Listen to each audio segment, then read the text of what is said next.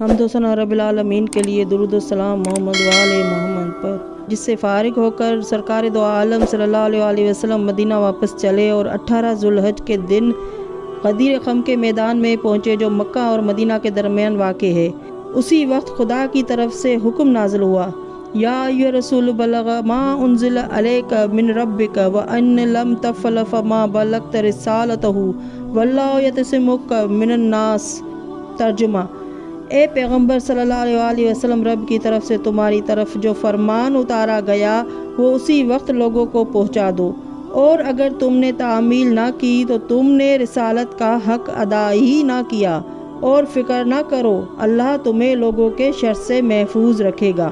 خدا کا حکم پہنچتے ہی رسول خدا صلی اللہ علیہ وسلم نے وہیں پڑاؤ ڈال دیا، علی کا خیمہ اپنے خیمے کے متصل نصب کرایا، جو لوگ آگے نکل گئے تھے انہیں واپس بلایا اور جو پیچھے سے آ رہے تھے انہیں ساتھ ملایا، خاردار درختوں کے نیچے کی جگہ صاف کرائی اور کجاووں کا منبر بنوایا۔ بلال رضی اللہ تعالیٰ عنہ کو حکم دیا کہ حی علی خیر العمل کی ندا بلند کرے۔ بلال کی آواز پر میدان غدیر پر میدان عرفات کا گمان ہونے لگا۔ اصحاب موسیٰ علیہ السلام کی تعداد کے مطابق کم از کم 70,000 صحابہ کے عظیم الشان اجتماع سے خطاب کرنے کے لیے سرکار دو عالم صلی اللہ علیہ وسلم منبر پر تشریف لائے۔ علی علیہ السلام کو بلایا اور اپنی دائنی جانب برسر منبر مقام بلند عطا فرمایا۔ خدا کی حمد و ثنا کے بعد فصیح و بلیغ خطبہ ارشاد فرمایا،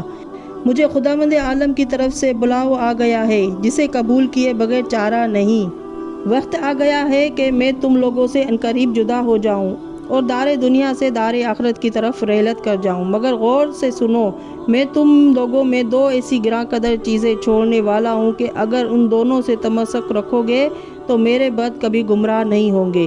وہ دونوں چیزیں کتاب خدا اور میری اطرت یعنی اہل بیت علیہ السلام ہے، اور یقین کرو کہ یہ دونوں ایک دوسرے سے کبھی جدا نہ ہوں گے یہاں تک کہ دونوں اکٹھے حوض کوثر پر میرے پاس پہنچ جائیں گے۔ سنو، ان دونوں سے آگے مت بڑھنا ورنہ ہلاک ہو جاؤ گے، اور ان کی شان میں کوتاہی نہ کرنا ورنہ ہلاک ہو جاؤ گے، اور میرے اہل بیت علیہ السلام کو تعلیم نہ دینا کیونکہ وہ تم سے کہیں زیادہ علم کے مالک ہے۔ پھر فرمایا، ایھا الناس الست اولیٰ بکم من انفسکم، اے لوگو کیا میں تم سے زیادہ تمہاری جانوں کا مالک نہیں ہوں؟ قالوا بلی، سب نے کہا ہاں۔ اسی وقت حضور صلی اللہ علیہ وسلم نے علی علیہ السلام کو اٹھا کر بلند کیا اور فرمایا، من کنت مولا فہذا علی مولا، یعنی جس کا میں مولا ہوں علی بھی اسی کے مولا ہے۔ اللہم وآل من واللہ وعاد من عاداہ، خدایا جو علی سے دوستی رکھے اس سے تو بھی دوستی رکھ، اور جو اس سے دشمنی رکھے تو بھی اس سے دشمنی رکھ۔ وَنَصْرُهُ مِنَ نَصْرِهِ وَخَذْلَهُ مِنْ خَذْلِهِ، اور جو اس کی نصرت کرے تو بھی اس کی نصرت کر، اور جو اسے کنارہ کرے تو بھی اسے چھوڑ دے۔ یہ فرما کر حضور صلی اللہ علیہ وسلم ممبر سے اترے، بلال کو آذان کا حکم دیا اور ظہر کی نماز ادا فرمائی، علی علیہ السلام کے سر پر دستار باندھی اور فرمایا، اے علی اپنے خیمے میں جا بیٹھو، اور صحاب کو حکم دیا کہ جاؤ علی علیہ السلام کو سلام کرو، انہیں مبارکباد کہو کہ خدا اور رسول صلی اللہ علیہ وسلم نے انہیں مومنین کا مولا قرار دیا ہے۔ چنانچہ صحابہ گروہ در گروہ علی کی خدمت میں حاضر ہونے لگے اور سلام و مبارکباد عرض کرنے لگے۔ ارشاد رسول اللہ صلی اللہ علیہ وسلم کے مطابق صحابہ اسی طرح سلام کرتے تھے، السلام علیک یا امیر المومنین،